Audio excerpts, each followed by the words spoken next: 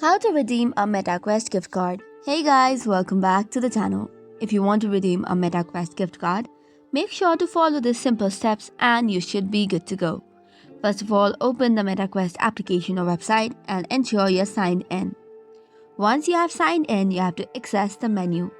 Tap on the menu icon which is located on the lower right corner in the application.